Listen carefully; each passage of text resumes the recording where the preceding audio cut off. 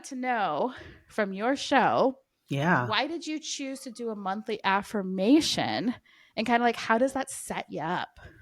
You know, what's interesting. So when I started the Limitless Life podcast, I started in like 2019, I think, and I was very inconsistent with it. So I was posting maybe like twice a month or whatever. And then a few years ago, I really leaned into it because I love podcasting. So I was like, okay, I'm going to release an episode every week. And that scared the shit out of me because that's a lot of energy output and creative energy and all the things.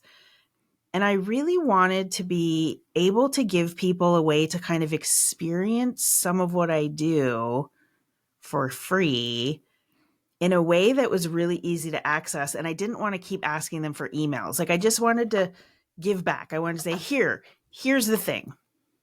And as a subconscious mindset and energy person, I'm very big on helping people like shift things. So I was like, what can I create that's going to actually serve a purpose and help people? And I was like, affirmations. Now, I actually hate affirmations. I hate the generic affirmations because what happens is we use these generic affirmations and they create subconscious conflicts in our mind because we're saying things like, I am a millionaire. I am whatever. And if your subconscious mind doesn't actually believe that, it creates conflict. So I was like, I'm going to create proper affirmations that work with your subconscious mind and not against it. And so I started getting people to listen to these for 21 days because if you want to shift your energy or rewire your subconscious and really start thinking and deciding and creating from a new place, you have to immerse yourself in a new way of being. This isn't just about like doing things willy-nilly. So because most of the patterns running your life right now, they're all subconscious, automated, all this stuff. So when you commit to the 21 days, which isn't hard because I'm creating these affirmations, there's like a monthly theme essentially. So it's like step into your power, don't be afraid of visibility, like whatever they are. So people started listening to these, and Jenn, they are my most downloaded episode.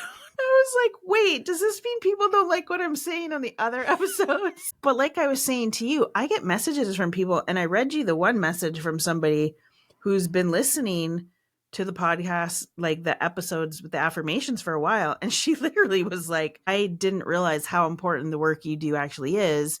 I don't know what Jedi mind tricks have happened to me, but I just had all of these opportunities open up for me that I never would have even been open to seeing before. And I was like, yeah, because what's happening is you're creating new neural pathways and you're opening to new possibilities and potential. Not to mention, I put music in my affirmations that is, it's bilateral. So it stimulates whole brain activation, which also changes your subconscious beliefs way faster. But that's why I started them originally, because I was like, I don't know what I'm going to talk about for 4 weeks. So I know that 1 week is always going to be affirmations. And who would have known that that was going to turn into the thing that I love doing the most? I wouldn't have guessed that. I love a few of the things that you said, and I just want to like repoint it out is like, it is your most listened to. One of them, I find this, is that it's so much easier to get people off of other platforms to do something other than just listen to you talk. Not that listening to you talk isn't great. I mean, I binged your podcast. I binged your private podcast. We did all the things. But I feel like from my standpoint, I feel like marketing, like, because I do tappings, I feel like marketing those like quote unquote activities is easier. Do you find that kind of the same? 100%. Because also, I don't know about you, but like, I know for me and a lot of people that are in my world, we are coached out. We are like, there's just too much stuff going on. We want easy things. We don't want to have to sit and journal for 5 hours a day. And so when you can do something simple that creates a massive shift, that's really easy to market. It's like, hey, you don't need to do these things. Listen to this program, which is most of my affirmations. I think they're under 15 minutes. I think they're around the 11-minute mark. But like that is so easy to market because it's a simple tool that somebody can use to experience massive changes. Yeah. And like you said, you're giving them a taste. So you're building that know, like, and trust deeper. And you're the one that taught me about like how we're always in a hypnotic state normally watching when we're listening to podcasts, because we're not watching something. We're doing something that's like has our mind kind of in like a set state. So I think that that's why these are even more powerful. And I love that you say I also can create a monthly theme around this. Well, But it's like people have to understand also your voice is so powerful. All of our voices are.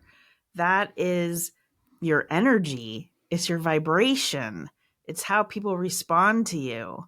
So when you're able to share a bit of that in a different way other than just talking, it really does build the know, like, and trust. And it's like, oh, I really like this person. My favorite messages on Instagram are the ones where people are like, I'm listening to your podcast on my home speaker system. I'm listening to your podcast, the affirmations while I'm driving.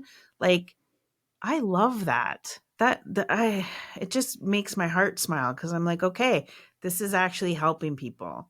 And if I know that something I create is helping people, then I love creating it even more, which sounds cheesy, but it's true. yeah. And I love that you're using it as a nurture. You're like, yeah, we want to build that email list. We want to do this. But I mean, nobody pays attention to the email. So I really feel that having this affirmation where they're like, hey, I'm going to come back every day. Like that first day, I felt 1% better. What if tomorrow I feel even 1% more better?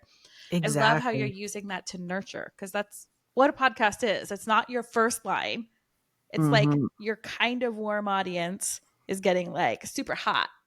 Yeah, and you know what I love about it too? You know what I love about my own work? No, but seriously, because I don't ask for an email address, I'm giving out of the goodness of my heart. I've noticed that people are more willing to give me their email address for something else, like my daily energy management practice or my private podcast, which we'll talk about. Like, because I've given for free, people are more, they want more. It's like, well, I want more of this. I want more experiences with you. And so it's a great way for people to really not just experience you, but come into your world, be like, this is wild. Like I got this result from listening to a freaking program for 21 days. Holy cow. What else can happen? And I think you bring up such a like really good point is that we have been taught. I know I have been brainwashed and gone through the coaching of like put everything behind an email wall, put everything behind an email wall, which yes, your private podcast is behind an email wall, but you're not gatekeeping all the good stuff. Like you're No. letting someone fully free for any like I don't even have to give you my email. You don't even have to know I'm listening. Like you're giving somebody the opportunity to take that away, and I think that is so important, especially as like heart-centered leaders. I don't know why that's so hard for me to say, but I really think that that's important, and that's why I like to always tell people like, hey, set it up, at least do once a quarter, especially if you're like somebody who works in anything really. I mean, you can do meditations, you can do journal activities, I do tappings, like Yeah. there's a lot of different ways you could use this method. And I love that you said like, hey, it's service first. And we're really shifting right now. The collective energy is shifting. People are shifting. The way people buy things and invest in things is shifting. They're moving away from like, I need a guru to I want to have the tools to be able to do things and self lead.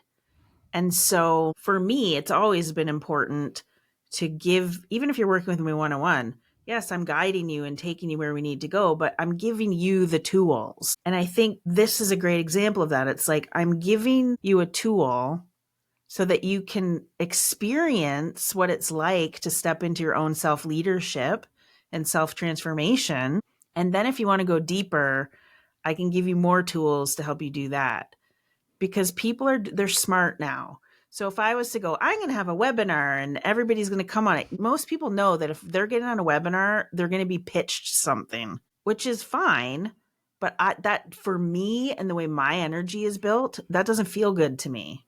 I don't like doing that. It's gross. And I think that is the time we're in right now, is like what is a different way to serve, because like I think there's a lot of things that were great about these last 5 years, but I also think it really opened our eyes to like, they can call themselves a guru. Yeah. Anybody can do this. You know, like how many fake snake oils are out there and how much money do we have to wait? So we're a little jaded. So giving someone this opportunity to get a win Yeah. before paying you, you know, I think it's great. And I also think, again, I'm gonna always keep going back to like, it's the easiest thing to market because people are like not going to jump off of a social media platform where they're trying to mindlessly scroll to like numb out from their lives Hmm. unless it's something they want to do. So if it's an activity to help me like not want to mindlessly scroll, like, hey, I'm in, like, send me over. So I like to market mine for the full month. Yeah, and you know what? Because I watch how you do it, and I mean, you've given me a lot of good advice. I've realized and recognized I'm not marketing my podcast as much as I could be.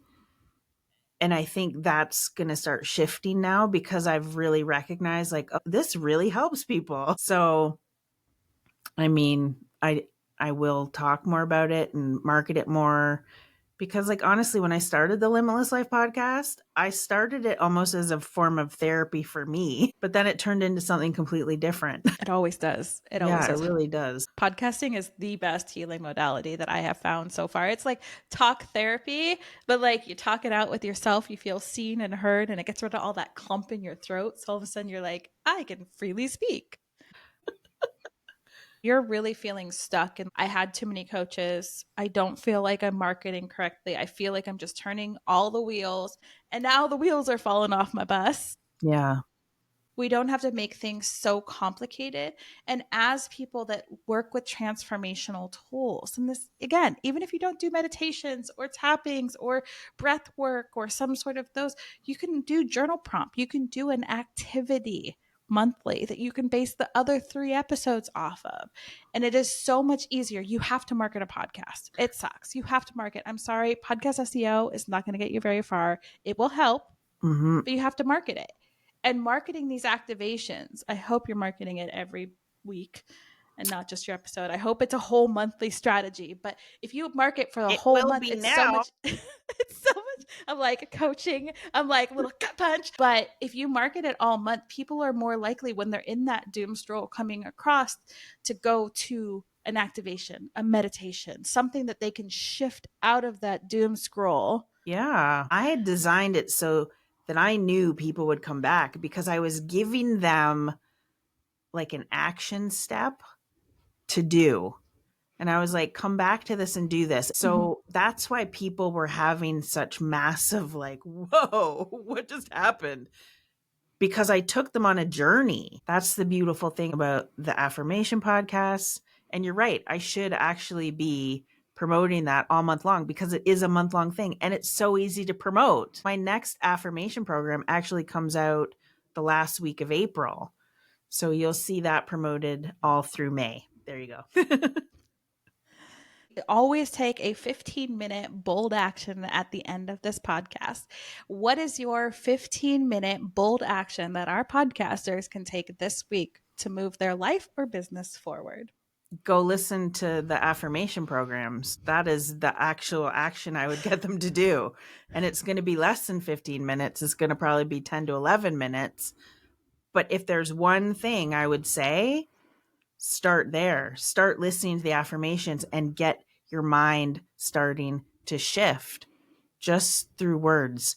Because every single affirmation I write and create is specifically designed to work with your subconscious and not against it.